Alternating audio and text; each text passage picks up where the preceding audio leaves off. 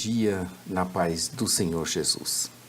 Veremos hoje o capítulo de número 6 do livro de Oséias. Ele tem apenas 11 versículos. Conheçamos e prossigamos em conhecer ao Senhor. Estamos vendo o sexto livro, Oséias, dos últimos 17 livros da Bíblia do Antigo Testamento, que justamente são os livros proféticos. Esses livros são divididos em profetas maiores, 5 deles, e 12 deles, os profetas menores. Os 12 livros dos profetas menores se constituem de 67 capítulos, 1050 versículos, uma média aí de 15 a 16 capítulos ou versículos por capítulo. O livro de Oséias tem 14 capítulos que foram divididos em 3 partes. A primeira, a apresentação, a segunda, a experiência profética de Oséias, que já vimos até o capítulo 3, e agora a mensagem profética de Oséias, que começou no capítulo 4 e vai até o 14. As palavras proféticas de Oséias estão dentro do período de tempo entre 760 e 722 a.C., pouco antes da queda de Samaria. O propósito dele era mostrar que o justo juízo de Deus levaria Israel, o reino do norte, ao exílio, e garantir ao povo de Deus dividido que uma grande restauração aconteceria após esse período. Eu sou o pastor Daniel Deusdete, da igreja Os Semeadores. Abra aí a sua Bíblia para você fazer uma leitura prévia antes de nos ouvir. Se preferir, entre no nosso blog site jamaisdesista.com.br, que você encontrará lá a parte escrita dessa narrativa. Então, abra aí a sua Bíblia. Estamos nessa terceira parte, que foi pregada por ele nos tempos dos reis de Judá. A palavra de Deus em Oséias foi pregada nos tempos dos reis de Judá, Uzias, Jotão, Acás e Ezequias, e nos tempos do reino do norte, Jeroboão II, filho de Joás. A mensagem profética de Oséias, terceira parte, o processo, a guerra e o lamento, e dentro dela nós veremos a iminente derrota na guerra. Em continuação, Oséias chamou a nação para se preparar para o ataque que sofreriam devido ao julgamento de Deus. A destruição de Samaria em 722 cumpriu essas palavras no Antigo Testamento. As ordens para tocar a trombeta apresentam os chamados para a guerra, que organizam esses capítulos e constituem o seu tema principal. A hipocrisia que resultou em derrota. Até o segundo versículo do próximo capítulo, estaremos vendo o arrependimento hipócrita resultando em derrota. Esse é o arrependimento hipócrita que resulta em derrota. A menção do arrependimento como a solução para o julgamento divino levantou a questão do arrependimento, desse arrependimento que nós estamos falando, que é hipócrita.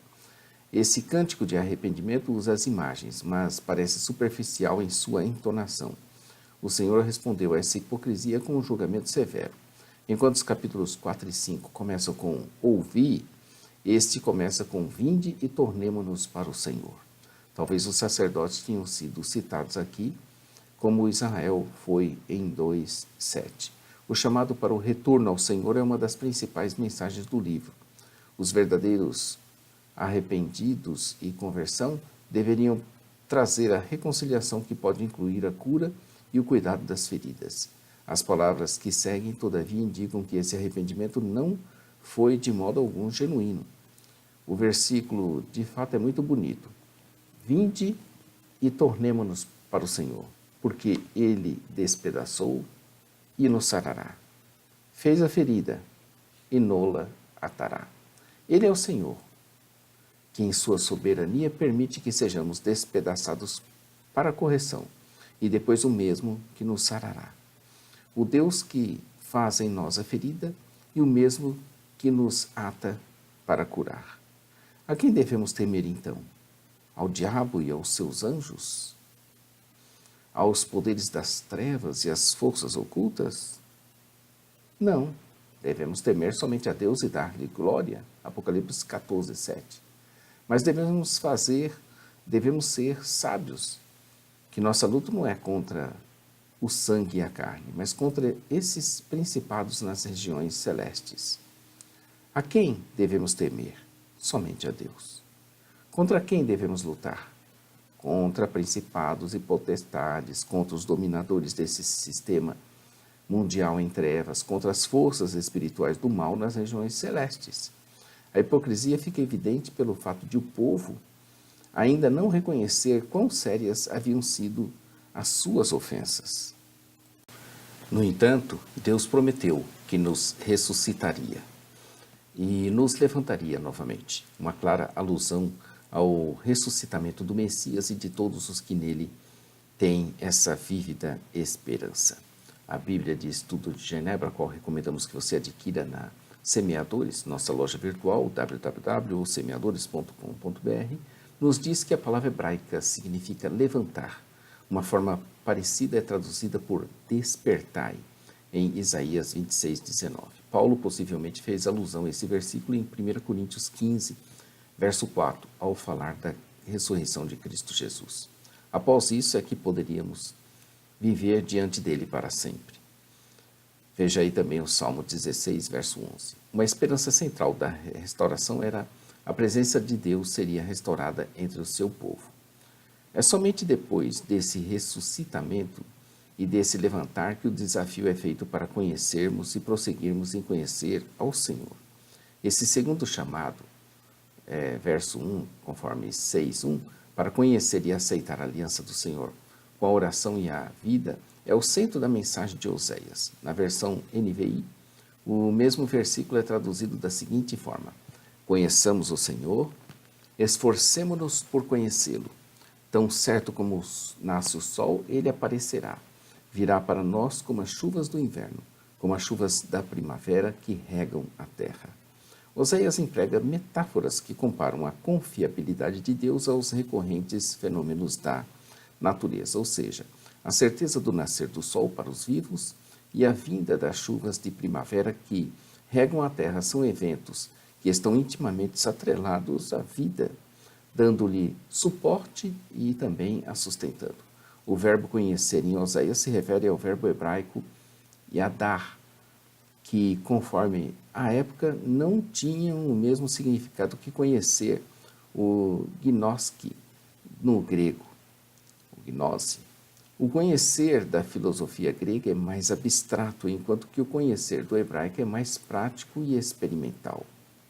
Yadar, conhecer.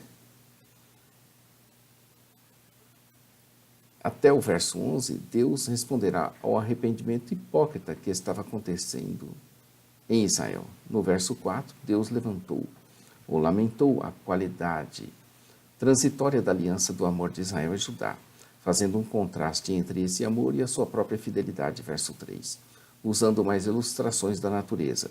Enquanto Deus era o sol e a chuva seródia, aqui eles eram a nuvem da manhã e o orvalho, que logo passa, ou seja, não tinham raízes em si mesmos. No verso 5, Deus responde à pergunta do verso 4. Deus usava os profetas para transmitir mensagem de advertência e julgamento. Como a luz do sol que a cada manhã dissipa as trevas, a justiça de Deus prossegue, consistente e inevitavelmente expondo os pecados dos que quebravam a aliança. Deus estava requerendo deles conversão e arrependimento, verdadeiros e não rituais e cerimoniais, ou cerimônias ocas e vazias que serviam apenas para ilusão e engano do que para mostrar piedade e temor a Deus. A fidelidade à aliança, lealdade, não rituais mecânicos, era requerida do povo da aliança. Dos versos 7 ao 10, Deus demonstrou a hipocrisia da nação ao apresentar a lista de seus pecados. Esses versículos apresentam vários locais considerados de má fama nos dias de Oséias.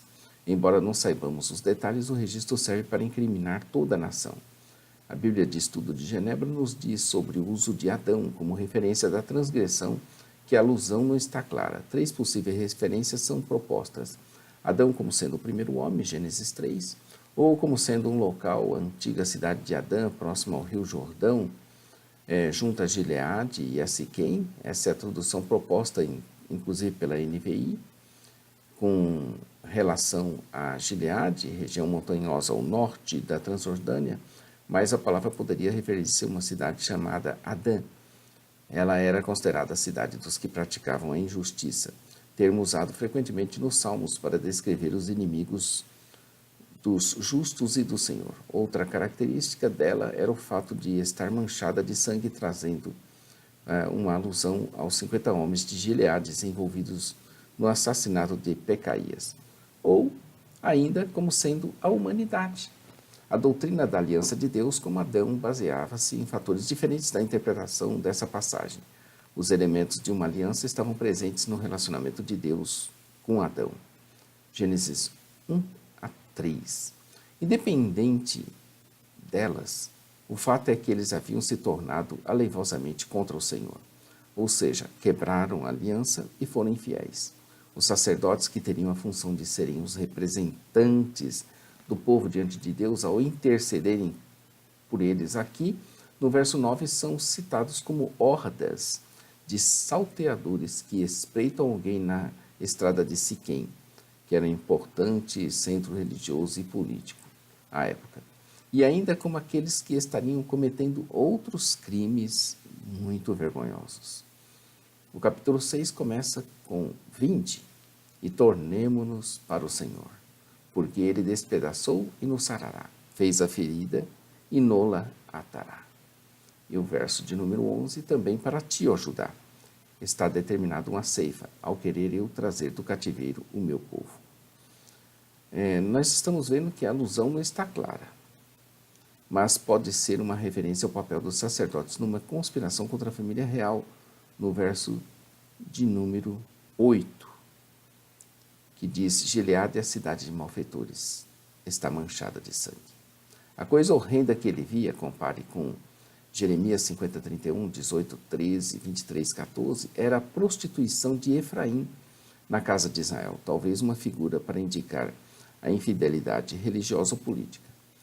Dos versos 11 deste capítulo 6 até o primeiro verso do próximo capítulo, veremos uma metáfora para o julgamento de Deus, onde ocorrerá a mudança de sorte para fins de cura do povo. Então amanhã estaremos aqui com o capítulo 7, vendo a iniquidade dos reis e dos príncipes que não se voltavam para Deus de coração. Amanhã, capítulo 7. Inscreva-se no nosso canal, conheça o nosso blog e site jamaisdesista.com.br. Todos os dias temos lá essa parte escrita dessa narrativa.